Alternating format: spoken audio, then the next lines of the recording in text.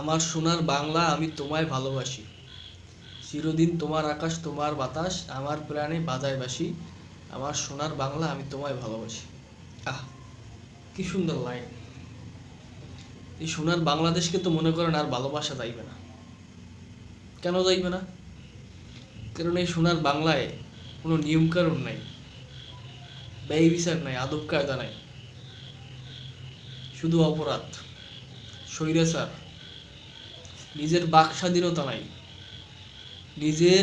নিজের অধিকার আদায়ের ক্ষমতাটুকু নাই, নিজের অধিকার পাওয়ার জন্য লড়াই করার সেই বাক স্বাধীনতা, সেই অধিকারটুকু নাই। শুধু হস্তক্ষেপ করে ফেলাইতে এই স্বৈরাচার সরকার। কি দোষ করছে ফায়াজ? 17 বছরে ফায়াজ কি দোষ করছে?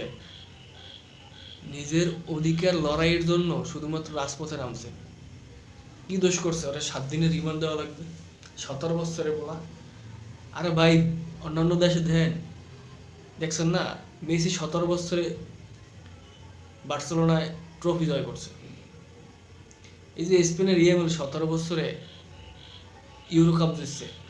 ব্রাজিলের হেনরিক 17 বছরে, সে এখন সেলিব্রিটি, হালাল মাদ্রিদে জয়েন হয়েছে। আর আমাদের দেশে বাংলাদেশে 17 বছরে ফায়াজ, সে জেলে রিমান্ডে যায়, কয়দি আসামি, রাজাকার হিসেবে, বিএমপি জামাত হিসেবে সে রিমান্ড পাইছে। তাকে রিমান্ড দেওয়া হয়েছে 7 দিনের। চিন্তা করছেন? এই ফায়াজ, এই ছোট ভাই, ও তো বড় হইলে ভাই বড় রাজাকার হইবে, সন্ত্রাস হইবে। ও পুরো পৃথিবীর ম্যাপ দিয়ে মনে করেন বাংলাদেশের মানচিত্র ধ্বংস করে ফেলাইবে। কারণ ওই শিক্ষা শিখতে আছে যে আমি কি করছিলাম। আমি আমার নিজের বাক স্বাধীনতা, নিজের অধিকার আদায়ের জন্য রাজপথে নামছিলাম। এর জন্য আমাকে আমার সরকার, আমার আইন, আমার 17 বছর বয়সে আমাকে জেল দিছে, আমাকে রিমান্ড দিছে। আমি কি দোষ করছিলাম? ওর তো মনে মনে আক্ষেপ থাইকে যাইবে।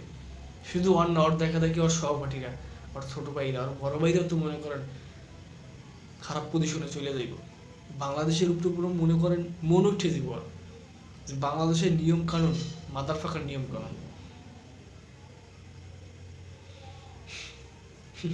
কি বলবো ভাই, আসলে বলার তো কিছু নাই। কিছু বললেই বলবে যে বিএমপি জামাত রাজাকার।